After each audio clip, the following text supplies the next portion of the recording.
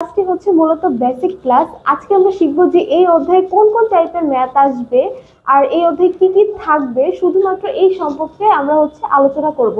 তাহলে চলো প্রথমে আমরা জেনে নিই যে এই অধ্যায়টা আসলে মূলত কি নিয়ে বা এই অধ্যায়ে কি কি থাকবে। তো আমরা এখন সেইটা নিয়ে হচ্ছে এখন আমরা আলোচনা করব। প্রথমেই আমরা জেনে নিব যে আসলে এই অধ্যায়টা আসলে মূলত কি নিয়ে। যেহেতু অধ্যায়টার নাম হচ্ছে নগদান বই, তার মানে আমরা বুঝতে পারতেছি যে এখানে আমাদের নগদের সাথে রিলেটেড ঘটনাগুলোই আমাদের কি করতে হবে, এন্ট্রি করতে হবে বা ওই লেনদেনগুলো নিয়ে আমাদেরকে কাজ করতে হবে।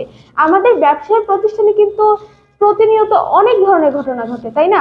ধারে বা ধারে নগদে বাকিতে, মানে বিভিন্ন ধরনের ঘটনাই ঘটে।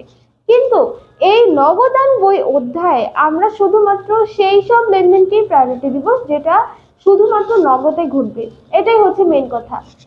এই নগদান বইয়ের অধ্যায়ে ধারে জাতীয় কোনো কথা আমার অঙ্কের মধ্যে আমি নিতে পারবো না, ঠিক আছে?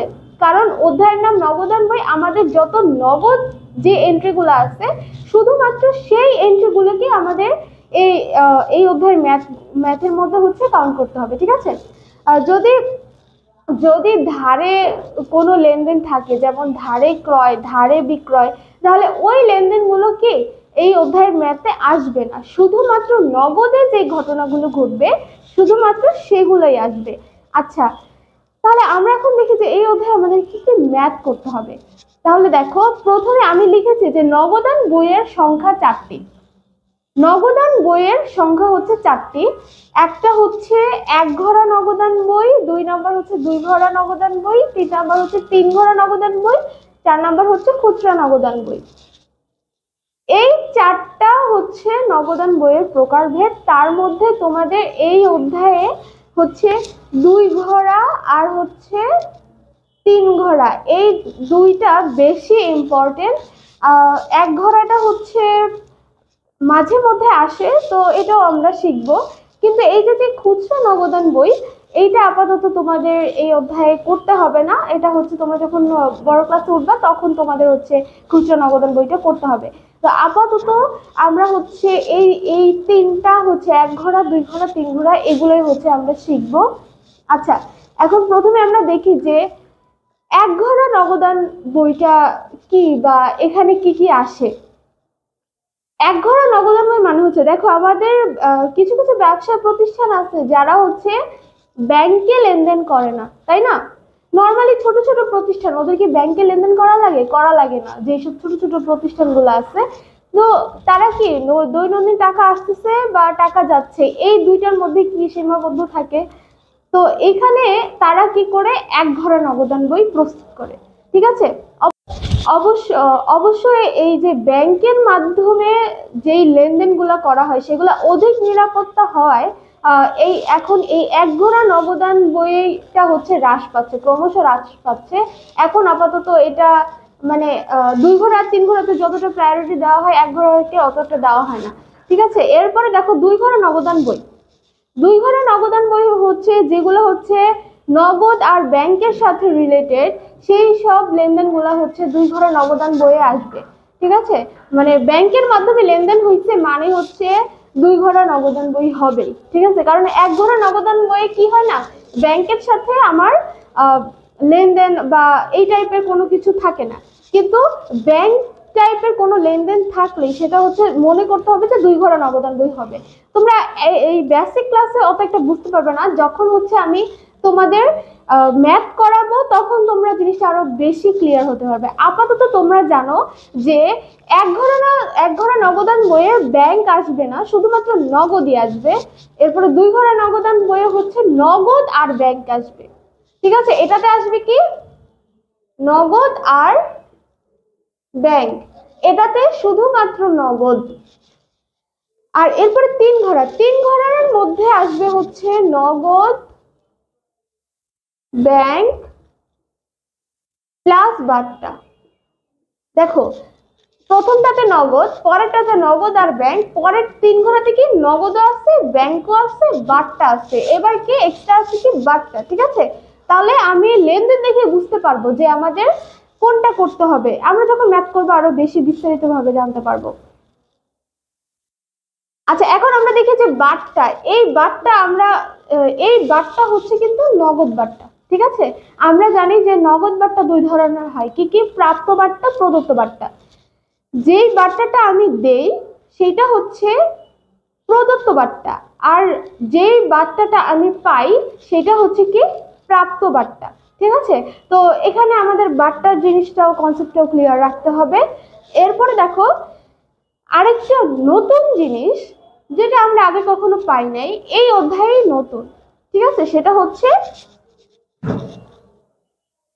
কন্ট্রা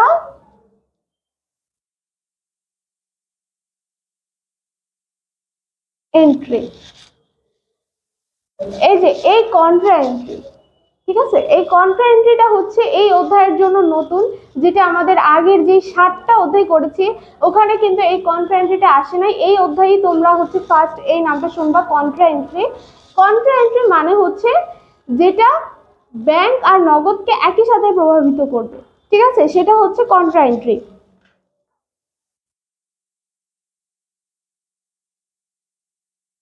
কন্ট্রা এন্ট্রি মানে হচ্ছে যেটা ব্যাংক আর নগদকে একই সাথে প্রভাবিত করবে, সেটাই হচ্ছে কন্ট্রা এন্ট্রি। তো আপাতত তোমরা এটা জানো, কন্ট্রা এন্ট্রি মানে হচ্ছে কি? নগদ ও ব্যাংক ব্যাংক একই সঙ্গে প্রভাবিত করবে।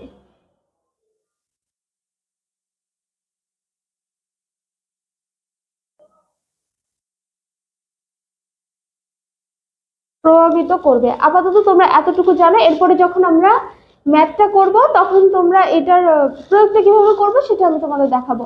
এরপরে আসে হচ্ছে খুচরা নগদান বই।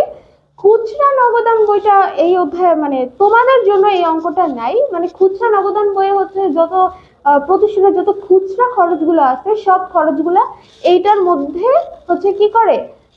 এন্ট্রি করে। ঠিক আছে, তাহলে এটা আপাতত যেহেতু আমাদের নাই, আমরা জাস্ট এতটুকুই জানবো। এটা শুধু আমাদের লাগবে যে নগদান বইয়ের সংখ্যা কয়টি? 4টি, এটার জন্যই লাগবে, আর অন্য কোনো কাজে এটা লাগছে না। আচ্ছা, এই তো হচ্ছে 4টা নগদান বই বুঝলাম। এছাড়াও এই অধ্যায়ে আরো 2টা ম্যাথ আছে আমাদের এক্সট্রা, সেটা হচ্ছে নগদ প্রাপ্তি জাবেদা, নগদ প্রদান জাবেদা। মানে নগদ প্রাপ্তি জাবেদা, নগদ প্রদান জাবেদার মাধ্যমেও কিন্তু আমরা জানতে পারি যে আমার কত টাকা আসছে এবং কত টাকা গেছে। নগদান বইয়ের মাধ্যমে যেমন আমরা জানতে পারি যে নগদ কত টাকা আসছে বা কত টাকা গেছে, সেম ভাবে হচ্ছে আমরা নগদ প্রাপ্তি প্রদানের মাধ্যমে জানতে পারি। মানে এভাবেও আমাদের হচ্ছে আসা যাওয়ার পরিমাণটা নির্ণয় করা যায়। ঠিক আছে, তো কেউ চাইলে হচ্ছে এটা মানে এই নগদান বই না করে নগদ প্রাপ্তি জাবেদা, প্রদান জাবেদা করেও তারা হচ্ছে তাদের হচ্ছে নগদ টাকার আসা যাওয়াটা নির্ণয় করতে পারে।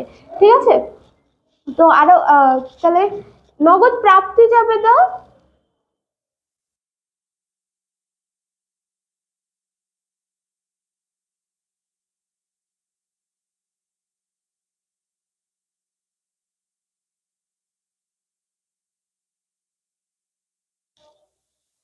এছাড়া আছে কি? নগদ প্রাপ্তি জাবেদা, নগদ প্রদান জাবেদা। তোমরা আবার এটার সাথে গুলিয়ে ফেলো না যে হচ্ছে নগদান বই আবার অনেকে বলে যে 6টা, 1 ঘোড়া, 2 ঘোড়া, 3 ঘোড়া খুচরা নগদ প্রাপ্তি, নগদ প্রদান। না, নগদান বইয়ের সংখ্যা কিন্তু 4টা। ঠিক আছে, আর এই যে যে নগদ প্রাপ্তি, নগদ প্রদান, এটা ওই এই অধ্যায়ে আছে, ঠিক আছে, বাট এই দুটা কিন্তু হচ্ছে জাবেদা। নগদ প্রাপ্তি জাবেদা, নগদ প্রদান জাবেদা। এখন আমরা দেখবো যে নগদ প্রাপ্তি জাবেদার মধ্যে কি আসে। মানে নগদ প্রাপ্তি, প্রাপ্তি মানে কি? আমি পাইছি। তার মানে যেই সব কথা দ্বারা আমার নগদ প্রাপ্তি বুঝাবে বা টাকা আসা বুঝাবে সেগুলাই হচ্ছে কি আমার নগদ প্রাপ্তিতে যাবে। আবার নগদ প্রদান মানে এর উল্টাটা, যদি আমার নগদ টাকা যায় তখনই হচ্ছে কি হবে?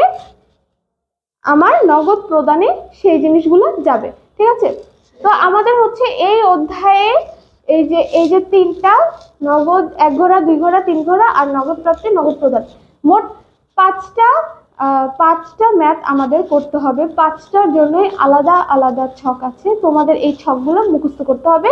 যাদের না, সবার তো বই আছে এবং ওই সবার বইয়ে দেখবা যে এই প্রত্যেকটার জন্যই ছক আছে, সেই ছকগুলো তোমরা হচ্ছে মুখস্থ করে ফেলবা হুবহু। কারণ তোমরা তো জানোই যে ছক কিন্তু সঠিকভাবে করতে হবে, নাহলে কিন্তু নাম্বার কাটা যাবে। ঠিক আছে? আবার অ্যান্সারও কিন্তু মিলবে না, কারণ এই অধ্যায়ের যে নগদ প্রাপ্তি যাবে না, নগদ প্রদান যাবে না, তুমি যদি ছক উল্টাপাল্টা করে ফেলো তাহলে তোমার অ্যান্সার কিন্তু মিলবে না। তো এর জন্য হচ্ছে এই অধ্যায়ের ছকগুলো তোমরা আগে ভালো করে মুখস্থ করে ফেলবে। তো ইনশাআল্লাহ নেক্সট ক্লাসে আমরা শিখবো হচ্ছে কিভাবে এক ঘোড়া নগদান বই প্রস্তুত করতে হয়। তো সেই পর্যন্ত তোমরা ভালো থাকো, সুস্থ থাকো, আল্লাহ হাফেজ।